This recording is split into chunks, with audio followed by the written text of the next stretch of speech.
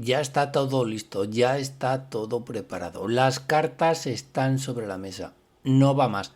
Creo que no voy de farol. Si digo que hoy vamos a tener un programa fantástico. Porque hoy vamos a caballo ganador. Aquí tenemos un único destino, pasarlo bien y hacerlo pasar bien. Único destino siempre de Lloviendo Cine.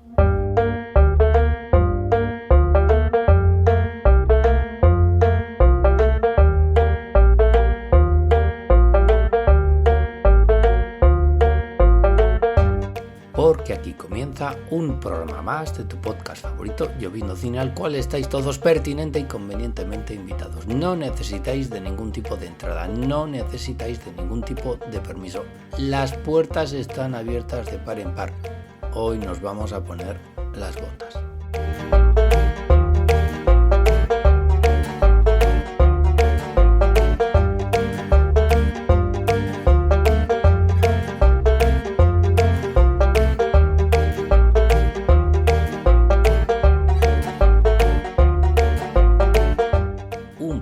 Más de Lloviendo Cine, en el que ya digo, apostamos hasta la camisa a que va a ser de vuestro agrado.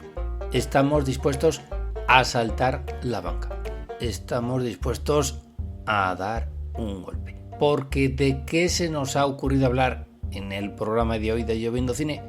Pues como ya hemos hecho otras tantas veces, nos vamos a ir de celebración, nos vamos de cumpleaños y nos acicalamos como es debido. Nos ponemos hasta el frac, porque la ocasión lo va a merecer. No nos vamos al cumpleaños de ningún actor, de ninguna actriz, ni de ningún director.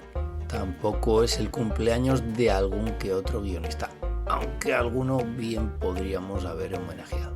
El cumpleaños que celebramos hoy es el de una película. Una película que en este año 2023 cumple 50 años, medio siglo ya de vida.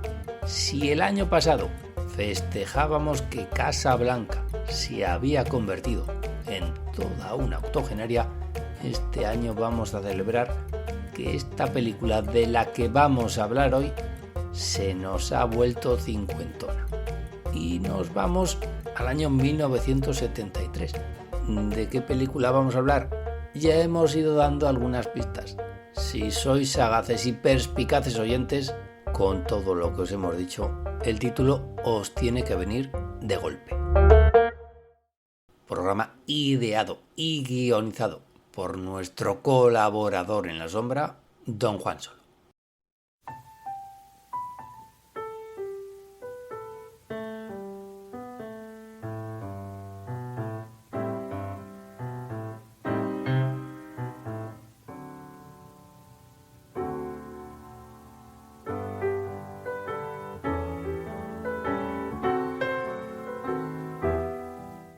¿Y de qué película podríamos hablar que se estrenara ese año? ¿A qué película rendiremos homenaje en el Lloviendo Cine de hoy? Pues podríamos haber elegido varias. Fue un año de buen cine y de buenas películas. Podríamos haber elegido, por ejemplo, El Exorcista de William Friedkin, todo un clásico del cine de terror. O Sérpico de Sidney Lumet. O El Dormilón de Woody Allen. O podríamos habernos puesto a hablar de Papillón de Franklin J. Schaffner o de Infierno de Cobardes de Clint Eastwood. 1973 fue asimismo el año no solo de Malas calles de Martin Scorsese, sino también de Malas tierras de Terrence Malick. Y ya si nos viniésemos a Europa podríamos haber elegido Amarcord de Fellini o La noche americana de Truffaut. Y aquí en España cintas como El espíritu de la colmena de Víctor Erice o Ana y los lobos del recientemente fallecido Carlos Saura. Pero fue también el año de grandes éxitos comerciales como Operación Dragón con Bruce Lee. El Bond de aquel año 73 fue Vive y deja morir. También hubo películas consideradas hoy como de culto. La mamá y la puta de Jan Stach o Jesucristo Superstar de Jewison o Fraude de Orson Welles, o Luna de papel de Peter Bogdanovich, o American Graffiti de George Lucas, o Pat Garrett y Billy the Kid de Sam Peckinpah. Un año, como se ve, de buenas películas. un año que dio de sí para esto del séptimo arte. A todas ellas también les felicitamos por su 50 cumpleaños, pero nos vamos a detener en una que todavía no hemos nombrado. Y es que aquel año la película del año fue El golpe de George Roy Hill.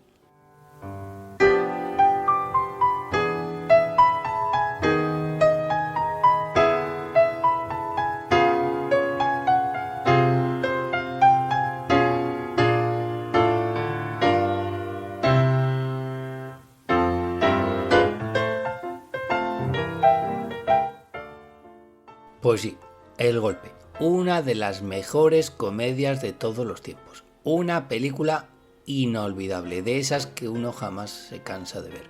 Que se puede ver una y mil veces, da igual que te sepas ya el sorprendente final, como pocos, por cierto, y que por supuesto no vamos a desvelar en el programa de hoy.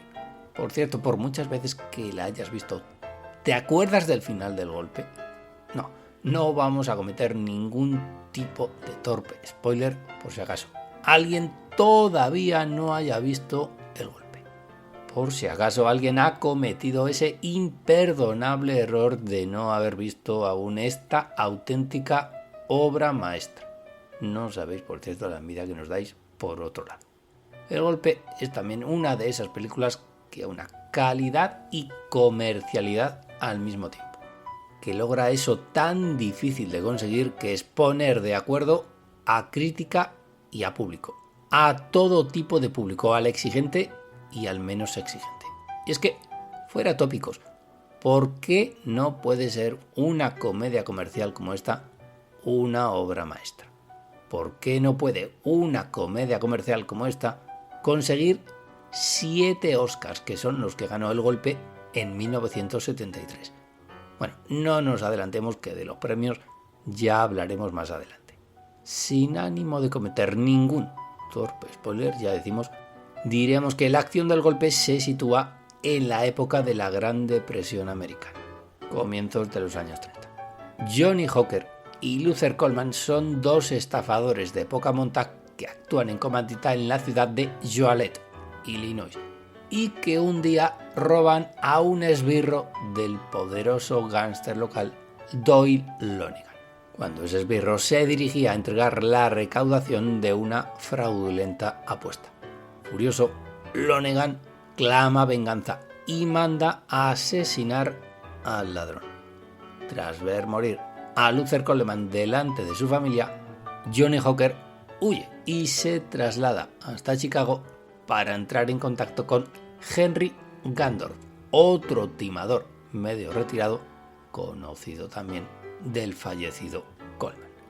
Hooker y Gandorf se dedicarán entonces a formar su propia banda, reclutando para la misma a otros estafadores que, como ellos, fueron víctimas de Lonnegan en el pasado.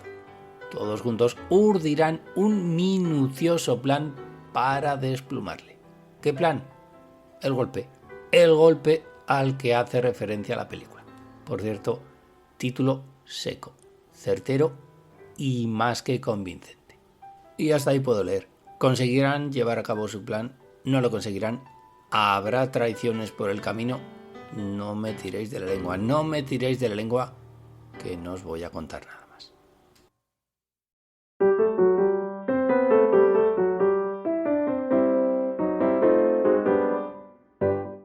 El golpe fue, como ya dijimos, con permiso del exorcista, la gran película del año 1973. Su premier tuvo lugar el día de Navidad, simultáneamente en Los Ángeles y en Nueva York. Es decir, a pesar de que su año de producción fue 1973, en realidad el público comenzó a verla a partir del año siguiente. En abril del 74, la película ya era todo un éxito. En ese mes tuvo lugar la ceremonia de entrega de los Oscars de las películas del año anterior, y El golpe fue la película más nominada con 10 opciones al premio. Pero no nos adelantemos a los acontecimientos, que ya hablaremos de eso más adelante. De alguna manera, el éxito del golpe estaba garantizado de antemano. Su director, George Roy Hill, y sus dos protagonistas, Robert Redford y Paul Newman, ya habían trabajado juntos años antes en esa otra película que también obtuvo una gran repercusión popular. Esa película que se conoció en España como Dos hombres y un destino y que en el original se titulaba Butch Cassidy and the Sundance Kid. Hablemos un poquito de esta película. Se trataba esta de un western crepuscular, atípico, que mezclaba comedia y acción y que contaba las andanzas de dos de los más famosos pistoleros y asaltantes de bancos de la historia de los Estados Unidos. En la misma, Paul Newman interpretaba a Sundance Kid y Robert Redford a Butch Cassidy. ¿O era al revés? Pues sí, era al revés. Paul Newman era Butch Cassidy y Robert Redford Sundance Kid. Menos mal que estáis atentos y que no se os pasa ni una. En la película del año 69, además del inolvidable y oscarizado tema Raindrops Keep Falling on My Head, compuesto por Bob Bacharach e interpretado por B.J. Thomas, destacaba la notable química entre sus dos protagonistas, Paul Newman y Robert Redford, que comenzaron en el rodaje una sólida amistad que se prolongaría varias décadas hasta la muerte de Don Paul Newman. Al parecer, la primera elección para el personaje de Sundance Kid era Steve McQueen, pero fue el propio Newman quien propusiera que fuera Robert Redford quien diese vida a su compañero en la película. Robert Redford siempre ha sentido un gran cariño por la misma. De hecho, ¿cómo se llama el Festival de Cine Independiente que fundó a comienzos de los años 80 en el estado de Utah? El Festival de Sundance. Así que tras el éxito comercial de Dos hombres y un destino, Josh Roy Hill, Robert Redford y Paul Newman volverían a reunirse para hacer otra película y dar un nuevo golpe. Sin embargo, esto no era lo inicialmente previsto. David S. Ward, el guionista de la película, dio a conocer su guión a la pareja de productores Julia y Michael Phillips, que finalmente lograron colar el proyecto a la Universal. David S. Ward, que grababa sus guiones en cintas magnetofónicas debido a sus problemas con la mecanografía, pretendía también dirigir la cinta y quería además que su protagonista fuese el actor de moda, Robert Redford. Redford leyó el guión, pero no le convenció y tampoco le gustaba la idea de aparecer en una película que en un principio iba a ser de bajo presupuesto y tampoco deseaba ponerse a las órdenes de un director novato. Y cuando se pusieron a hablar, Redford le propuso a Ward un director que quizá podría cuadrar.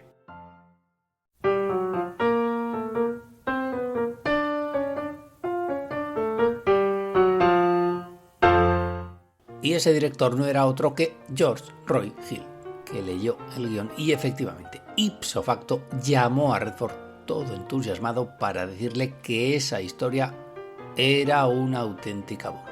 Entonces, claro, Redford se lo volvió a pensar mejor. La película tenía como un protagonista absoluto a su personaje, al de Johnny Hooker, mientras que el otro, el de Henry Gondorff, era más bien un secundario, y para interpretarlo se había pensado en el actor Peter Boyle. El caso es que por esos días George Roy Hill le contó a Paul Newman que iba a dirigir una película con Robert Redford de protagonista, y así como por casualidad Newman dejó caer algo así como: oye, ¿no tendrías algo para mí, amigo George? Y fue entonces cuando George Roy Hill decidió que el personaje de Henry Gondorff tuviese más peso en la historia y que lo interpretaría Paul Newman. Hasta tal punto tuvo mayor peso. ¿Me podríais decir, sabiendo todo esto, quién es el protagonista absoluto de la película? Si uno u otro, si Paul Newman o Robert Redford. Cómo cambian las cosas al enterarse uno de ciertas intrahistorias. Así que ahí tuvimos a Paul Newman y a Robert Redford cabalgando juntos en un nuevo proyecto y desplegando una vez más su potente química en pantalla. Lo que parece increíble es que tras las dos películas en las que ambos fueron dirigidos por George Roy Hill, los dos actores no volvieron a trabajar juntos nunca más en ninguna otra película. A que pareciera que sí, a que pareciera que habían coincidido en El Coloso en Llamas, porque todos nos creemos que El Coloso en Llamas está protagonizada por Paul Newman y por Robert Redford, cuando en realidad lo está por Paul Newman y Steve McQueen. Mire usted por dónde. El director no, el otro.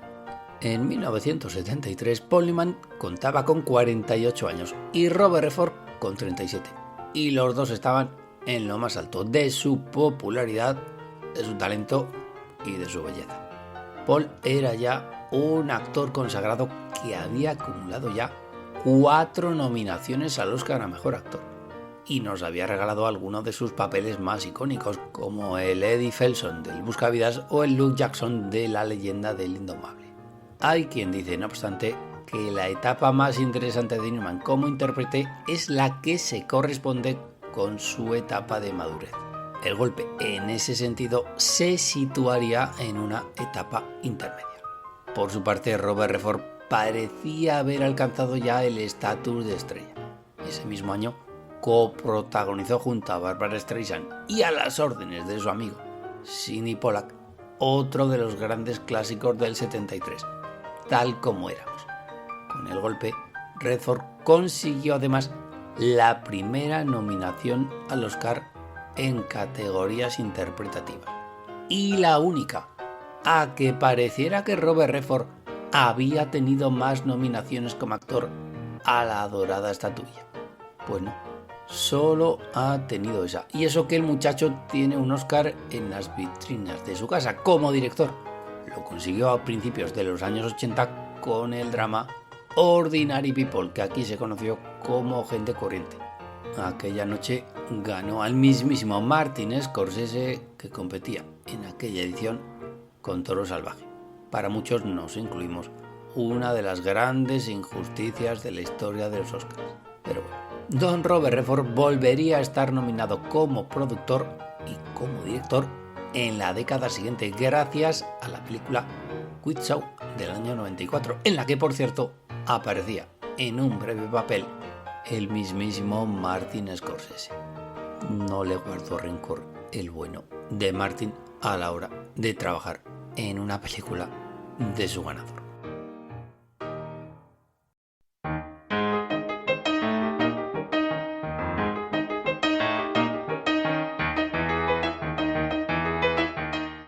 Además de Paul Newman y de Robert Redford, en el golpe aparecen una serie de maravillosos actores secundarios completando el reparto.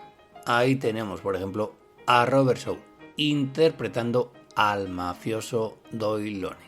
Robert Shaw, que además de actor era también novelista y dramaturgo, ya era conocido por su papel de villano en la película de 007 Desde Rusia con Amor, o por haber interpretado a Enrique VIII en Un hombre para la eternidad, papel que le valió una nominación al Oscar como mejor actor secundario.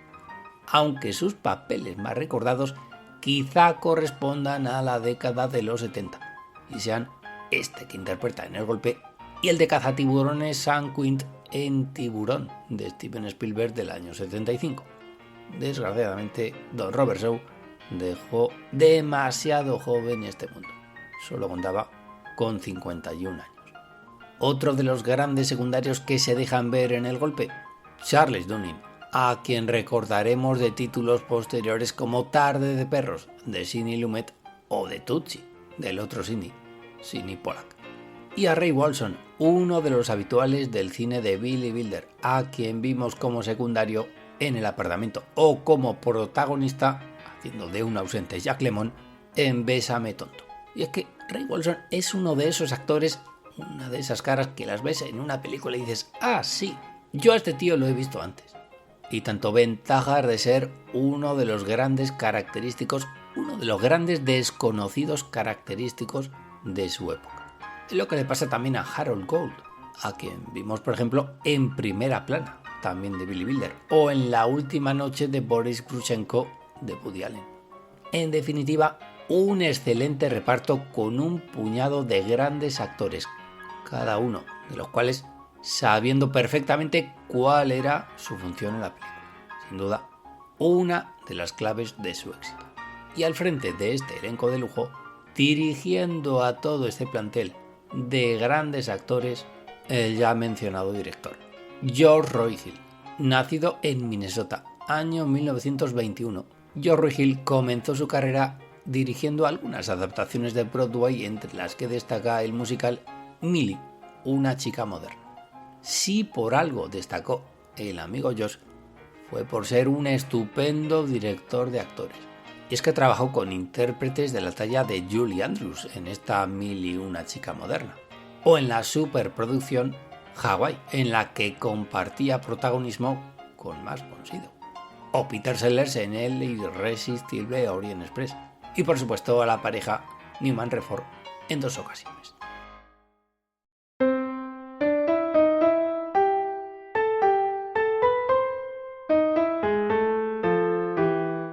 Y otra de las grandísimas bazas del golpe es su guión, su brillante guión.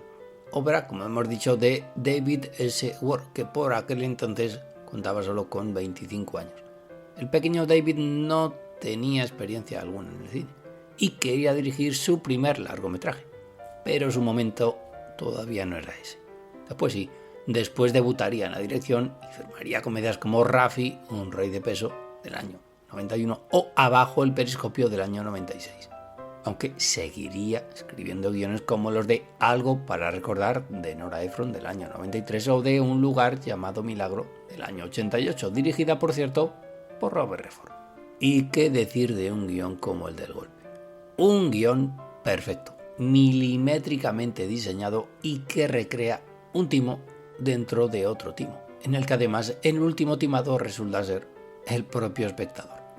Un sentido del ritmo impecable, una coreografía, pareciera que el golpe, por momentos, fuera una película musical, escrupulosamente cuidada hasta el último detalle.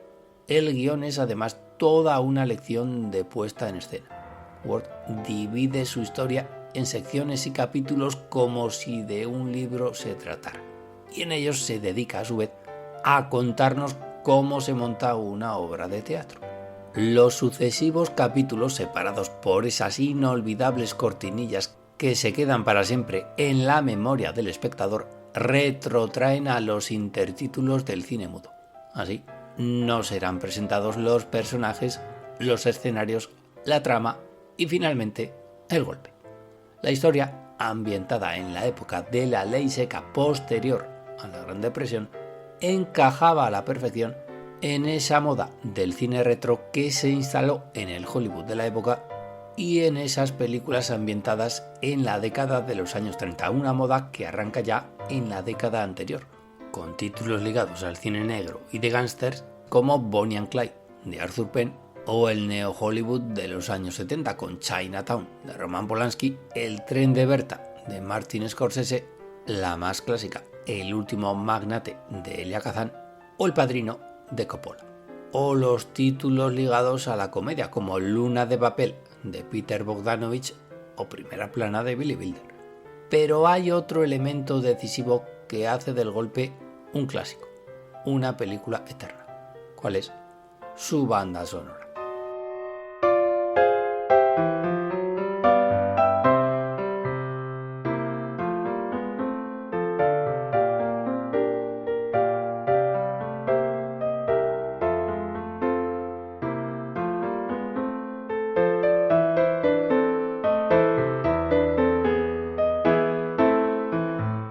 Y es que es escuchar apenas unos acordes de su banda sonora y todos asociamos esos temas a la película de George Roy Hill, aunque se hubiese cometido el grave error de no haber visto la película. Melodías que han sido utilizadas hasta la saciedad, en anuncios de colonias, en sintonías y en concursos de televisión, una y otra vez.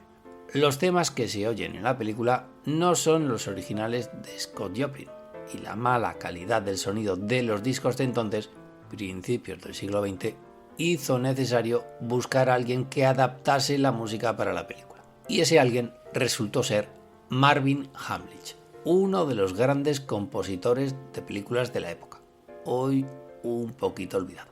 Lo cierto es que hay una pequeña trampa en esta banda sonora adaptada, ya que, como hemos dicho, la película está ambientada en la década de los 30. Pero Scott Joplin había muerto en 1917. Es decir, la música que se escucha en El Golpe no se corresponde con la época en la que transcurre la acción. Por ejemplo, el tema de The Entertainer, sin ir más lejos, data de 1902. Si nos ponemos exquisitos, en aquella época ya no se escuchaba aquella música. Había quedado un poquito de modé. Más bien lo que se escuchaba eran las grandes orquestas de jazz.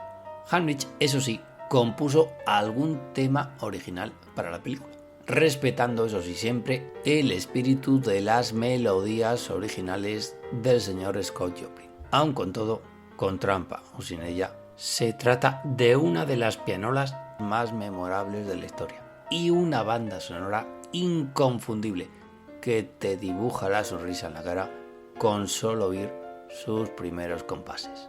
Pues vamos a escuchar The Entertainer de Scott Joplin.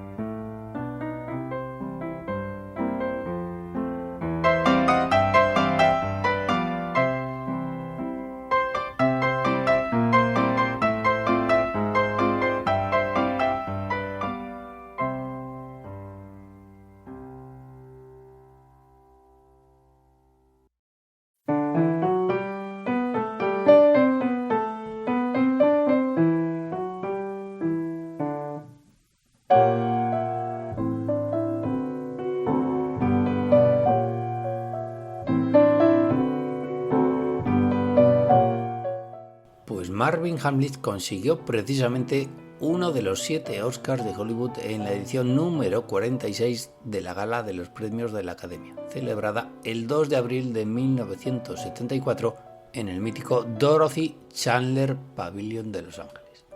Lo ganó por la banda sonora adaptada del Golpe, pero es que además aquella noche el amigo Marvin ganó otras 2 estatuillas, pero por otra película, las que mereció por la composición de la banda sonora original de The Way We Were, tal como éramos, así como por el tema central homónimo de la misma. Sí, aquella que cantaba Barbra Streisand. El Golpe tuvo aquella noche 10 nominaciones al Oscar. Ganó, como decimos, en 7 apartados. Mejor película, mejor director, mejor guión original, mejor vestuario, 9ª y última estatuilla, por cierto, para la legendaria Edith Head, mejor montaje y el ya comentado de mejor banda sonora adaptada. se quedó sin premio en las categorías de mejor sonido, mejor fotografía y mejor actor. Ya hemos dicho que el nominado a mejor actor por El Golpe era Robert Redford, pero a que pareciera que el nominado hubiese sido Paul Newman, o al menos que hubiesen estado nominados los dos. En cualquier caso, no hubiese sido extraña la candidatura de Don Paul, y eso a pesar de su menor presencia en pantalla. Paul Newman tarda sus buenos 25 minutos en aparecer por primera vez en la misma. Don Paul Newman acaba poniendo todo su encanto y todo su carisma al servicio de un personaje que inicialmente tiene menos peso en el guión, pero termina adueñándose definitivamente de la película. Secuencias prodigiosas como por ejemplo la inolvidable partida de cartas en el tren lo atestiguan. Por cierto, ¿quién ganó aquel año? ¿Quién pudo ganar a Robert Redford y al no nominado Paul Newman como mejor actor de aquella edición de los Oscars? Pues hombre, la cosa estaba poco menos que imposible. El quinteto de nominados puede que sea una de las jornadas más importantes de la historia de los Oscars, por cuanto los nombres eran, atención, Al Pacino por Sérpico, Jack Nicholson por El último deber, Marlon Brando por El último tango en París, Robert Redford por El golpe y el a la postre ganador, Jack Lemmon por Salvar al tigre. Casi nada al aparato, por cierto. A que pareciera que Marlon Brando no hubiese estado nominado al Oscar por El último tango en París. Pues sí, lo estuvo.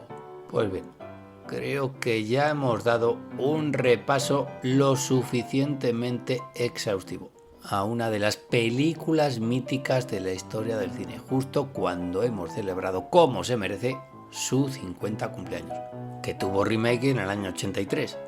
El Golpe 2, dirigida por Jeremy Kagan, guión de David S. Ward e interpretada por Jackie Gleason, antagonista de Paul Newman en El Buscavidas. Ni nuestro colaborador en Asombrando Juan Solo ni servidor hemos visto la misma, pero hasta podría tener un pase. Lo peor que le pudo pasar es haberse titulado El Golpe 2, por aquello de las odiosas comparaciones.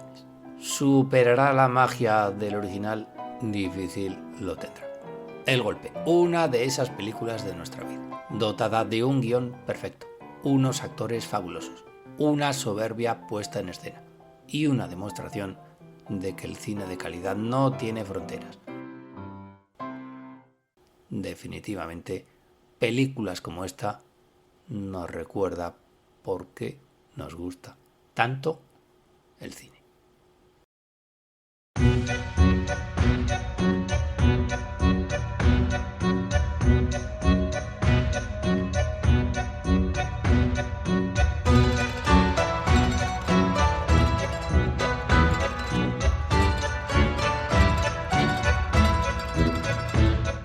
Y hasta aquí ha llegado un programa más de tu podcast favorito, Yo Vino Cine, en el cual hemos dado ese merecido homenaje al Golpe, película del año 1973 en el 50 cumpleaños de la misma. Hemos acompañado a don Robert Redford, a don Paul Newman, a don George Hill, al resto de actores de reparto y así como su guionista para hablar de una película perfecta, de una película mítica, de una de esas efectivamente películas de nuestra vida. 50 años de una película de esas a las cuales les va a resultar difícil envejecer en algún momento. La de veces que nos quedan por ver esta película. Por cierto, ¿hace cuánto que no has visto El Golpe? Esperando que el programa haya sido de vuestro total agrado, nos despedimos hasta la semana que viene, en la cual hablaremos, como siempre, sobre un tema que se nos ocurra en los próximos días. Hasta entonces no nos queda más que agradeceros muy mucho vuestra atención, bastante más vuestra paciencia y haceros la recomendación culinaria final de todos los Yo Viendo Cine. Comed mucho plátano, que es muy sano. Entre toma y toma, ¿qué se tomaban los actores de la película? No tengáis ningún. Y sobre todo, cuando miréis al cielo ya sabéis lo que tenéis que hacer. Buscad vuestra nube, todos tenemos una. Y cuando hayáis entablado confianza y conversación con ella, tenéis que decirle bien alto y bien claro aquello de Que llueva cine. Par 10.